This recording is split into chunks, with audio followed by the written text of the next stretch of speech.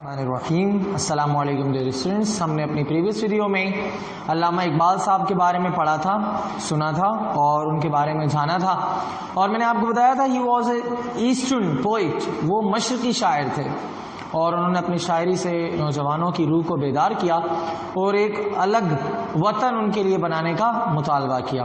اس سے پہلے انہوں نے جو ہے نا وہ ان کے لیے سیاست ایک ان کی زندگی کا بہترین حصہ رہی.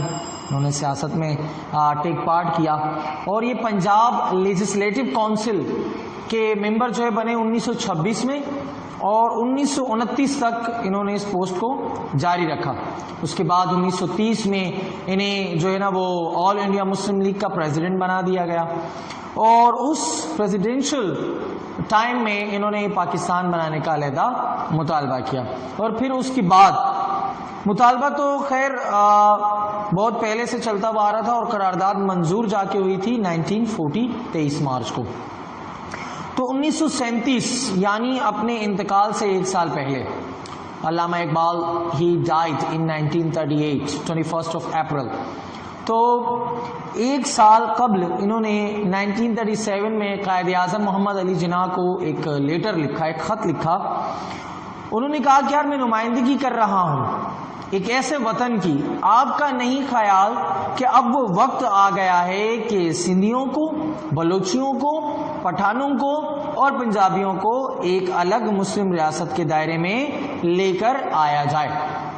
اور اس سے پہلے ان کا جو اسلام کے لیے پیار تھا, ان کی جو اسلام کے لیے محبت تھی, وہ اکثر بہت سارے مواقع پر کہتے تھے, اور انہوں نے اپنے جو الہ آباد کے خطبے میں بھی کہا تھا کہ یہ ایک انڈیا جو ہے وہ ایک بڑے صغیر ہے. انڈیا ایک بڑے صغیر ہے جہاں لوگ مختلف بولیاں بولتے ہیں, مختلف رنگ کے ہیں, مختلف نسل کے ہیں, مختلف اقوام کے ہیں, مختلف مذاہب کے ہیں. تو ان کا جو ہے نا آپس میں گزارا نہیں ہو سکتا. اگر تو یہ انگریز راج ختم ہوتا ہے تو ہندو مسلمانوں کو آزادی نہیں دیں گے. They will not let the Muslim people develop freely. آزادانہ طور پر ان کو ترقی نہیں کرنے دیں گے. یہ ساری چیزیں اپنے ذہن میں رکھتے ہوئے علامہ اقبال صاحب نے پاکستان کے لیے ایک اپنا نظریہ پیش کیا کہ ایک الگ مسلم ریاست ہونی چاہیے. تو قائد اعظم نے ان کی اس بات کو سراہا, اور ان کے انتقال کے 2 سال بعد 1940 23 مارچ کو یہ قرارداد منظور کر دی گئی کہ انشاءاللہ پاکستان بن کر رہے گا. اور پاکستان کی یہ قرارداد ہے کہ جو الگ وطن کا مطالبہ کر رہے ہیں بالکل جائز ہے اور ٹھیک ہے. اور انہوں نے اسلام کے بارے میں یہ فرمایا کہ اسلام نے ہمیشہ بر وقت مسلمانوں کو تباہی سے بچایا ہے. مسلمانوں نے اسلام کو تو تب بچایا تھا آج سے 1400 سال پہلے ہمارے نبی کے زمانے میں, ہمارے اصحاب نے. آج اس وقت جب بھی کبھی مسلمان کسی مشکل میں پھنسا ہے تو اسے اسلام نے بچایا ہے.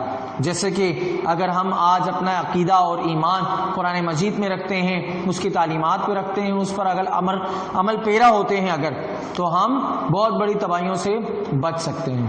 اور پھر جب قائد اعظم